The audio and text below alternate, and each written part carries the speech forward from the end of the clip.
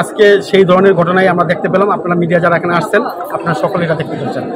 আমার এখানে প্রায় 50 থেকে 60 কোটি টাকার মাল ক্ষতি হয়েছে। আমার 100-র উপরে কম্পিউটার, ল্যাপটপ এগুলো নিয়ে গেছে এবং আমার শিক্ষার্থীদের যে সার্টিফিকেট, মার্কশিট এগুলো সব নিয়ে গেছে। সিসি ক্যামেরা 300-র উপরে এগুলো সব নিয়ে গেছে, ভাঙচুর করেছে। এবং ফ্যান 3000 ফ্যান আপনারা দেখেন, রাউন্ডে ফ্যান একটা ঠিক নেই, সব ফ্যান দলামস্ত নষ্ট করেছে। এবং 12তলা ভবনের কোনো জানালা কাচ নেই। এখানে আমার 5টা লিফট নষ্ট করে ফেলছে। আমি কি হিসাব দিব আমি বলতে পারবো না, অনেক টাকার এখানে ক্ষতি হয়েছে। এবং আমার প্রায় 100-র উপরে শিক্ষার্থী আহত হয়েছে, শিক্ষক আহত হয়েছে। আমাদের শিক্ষকদের শরীরে এখনও রক্তের দাগ। এবং আমাদের শিক্ষকরা কবি নজরুল এবং সোহরাওয়ার্দী কলেজের শিক্ষার্থীদের সেভ করে এখান থেকে সেভ করে নিয়ে তাকে রাস্তা পার করে দিয়েছে, যাতে কোনো ধরনের অঘটন, অপ্রীতিকর ঘটনা না ঘটে।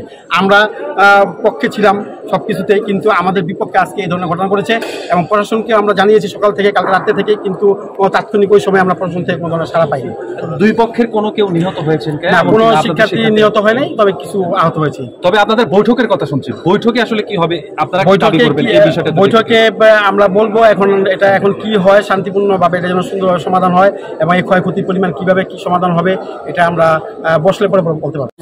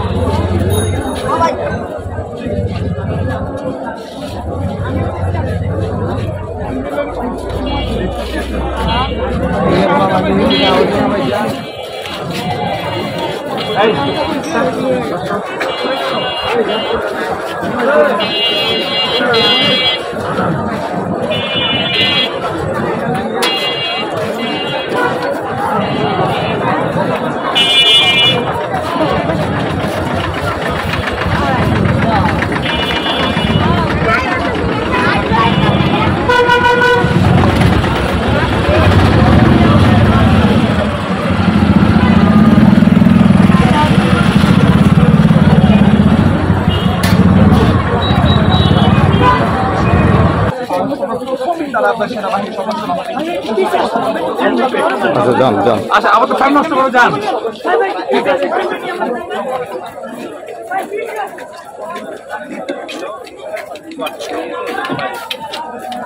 ছুরি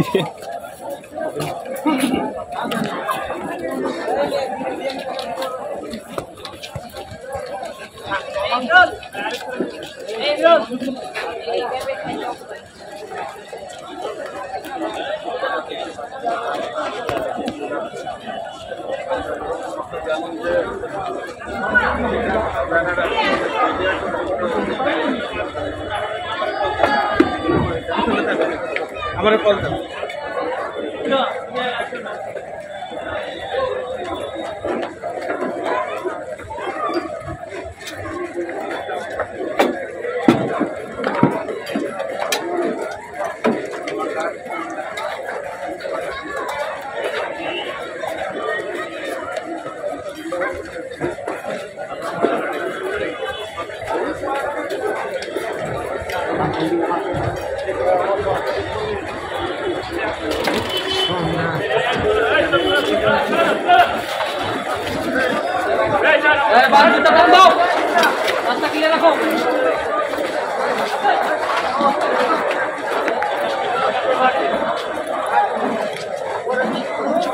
একটু দেখুন,